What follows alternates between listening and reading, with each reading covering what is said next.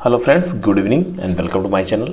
Morning में हमने कुछ सेंटिमेंट्स देखा था कि क्या कैसे रिएक्ट कर सकता है, क्योंकि फर्स्ट हाफ में मार्केट बंद था, सेकंड हाफ में ओपनिंग होने वाली थी और वो ओपनिंग कहीं ना कहीं वर्ड सेंटिमेंट्स को मेजर करने के साथ ही होती है। तो उसको जो हमने देखा था लगभग सिमिलर तरीके से परफॉर्म किया और एक रेंज में भी फिलहाल ट्रेड कर रहा है। कभी थोड़ा 100-200 पॉइंट ऊपर और 100-200 पॉइंट नीचे, ऐसे सिमिलर तरीके से परफॉर्म कर रहा है। फाइनली क्या करने वाला है उसको हम देखेंगे, साथ में हम डॉलर, गोल्ड और कॉमर्स के साथ में सिल्वर की भी देखेंगे क्या सेंटीमेंट्स कहाँ पे बनाने की कोशिश कर रहा है। आप नए हैं तो जरूर लाइक और सब्सक्राइब करें, बेल आइकन दबाना मत भूलिए। यहाँ जो भी कंटेंट आपको शेयर किए जाते हैं सिर्फ लर्निंग पर्पज़ के लिए दिए जाते हैं। मार्केट में रिस्क रिवार्ड को मैनेज करने के साथ ही ट्रेडिंग करिए और अपने आप को प्रोटेक्ट करके ही कभी भी ट्रेड करिए। साथ में टेलीग्राम चैनल का लिंक आपको डिस्क्रिप्शन बॉक्स में मिल जाता है, यहाँ से आप मुझसे जुड़ सकते हैं। इसमें मैं अपने व्यूज़ को टाइम टाइम पे पोस्ट करता रहता हूँ। एक वीडियो मैंने आपके लिए पोस्ट किया था क्योंकि मैक्सिमम लोगों का यहाँ पे कमेंट्स आ रहा था कि जिनके काफ़ी लॉसेस हो चुके हैं। तो friends, losses part of journey है, बस हमें ये करना है, हमें लॉस को कितनी जल्दी अपने फील्ड से आउट कर देना है कि हमें उसको लेके साथ में ढोना नहीं है कि हम बहुत ज़्यादा इतना ज़्यादा लॉस कर लें कि उसको हमें रिकवर करने का माइंड में आने लगा, और जहाँ रिकवर करने का आता है फिर वहाँ पे मूड ख़राब हो जाता है मार्केट का भी और साथ में ट्रेडिंग साइकोलॉजी का भी।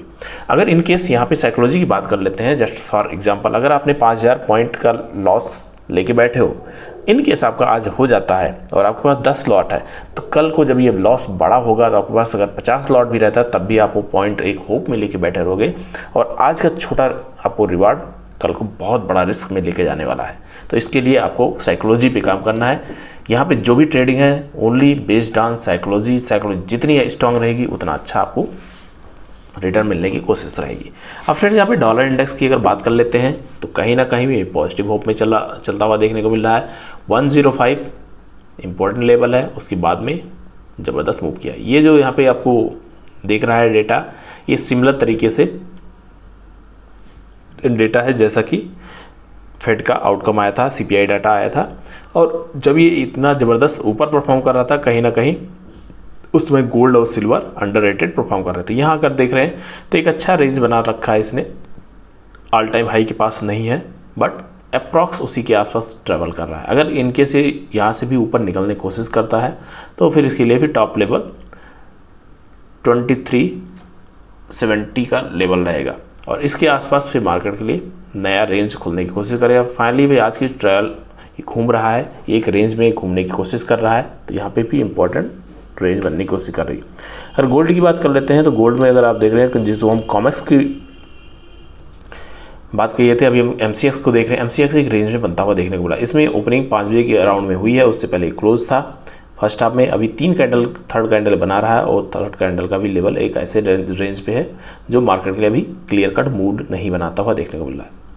साथ में अगर कॉमेक्स की बात कर लेते हैं सिल्वर के, तो सिल्वर कॉमेक्स भी एक रेंज में बनता हुआ देखने को मिल रहा है।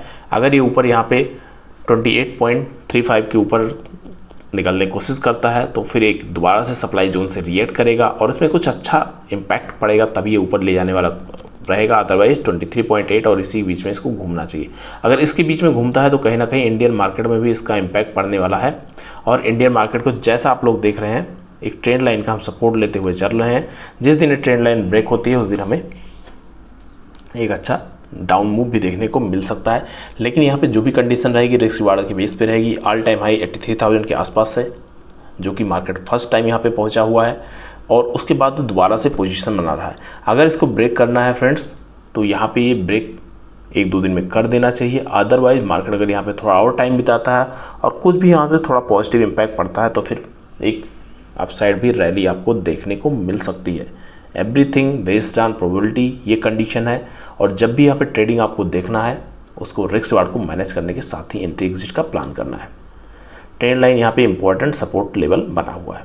4 आवर सेटअप में अगर हम देखने की कोशिश कर रहे हैं तो 4 आवर सेटअप में भी केवल एक कैंडल का फॉर्मेशन है। इसके साथ में जो कल की 3 कैंडल बनी हुई है और आज की कैंडल है, लगभग देख रहे हैं थोड़ा लोअर लो का फॉर्मेशन है। बहुत ही रिस्क रिवार्ड को मैनेज करते हुए खासकर जो सेलर्स बैठे हुए हैं उनके लिए जब ये ट्रेंड लाइन के नीचे निकलेगा तो हो सकता है आपको थोड़ा सा लेवल बड़े देखने को मिले, लेकिन जब तक इसके लेवल पे नहीं बनता हुआ देखने को मिल रहा है तो मार्केट के लिए थोड़ा सा वीकनेस बनती हुई कम ही देखने को मिल रही है। इम्पोर्टेंट ये रहेगा कि इस रेंज में कितना टाइम ये बिताता है। जितना टाइम बिताएगा उतना ज़बरदस्त फॉर्मेशन रहेगा। अभी इसमें सिल्वर की बात कर लेते हैं तो अभी 2 वीक का इसमें टाइम बचा हुआ है। 2 वीक में अगर थोड़ा सा भी मार्केट को लगता है कि कुछ यहाँ पे करेक्ट होना है तो हो जाएगा, अदरवाइज मार्केट के जो पोटेंशियल है और डेली की ट्रेडिंग पॉइंट बनती हुई देखने पड़ रही है उन सभी केसों को अगर मिलाते हैं तो यहाँ पे पॉजिटिव होप ही देखने को मिल रहा है।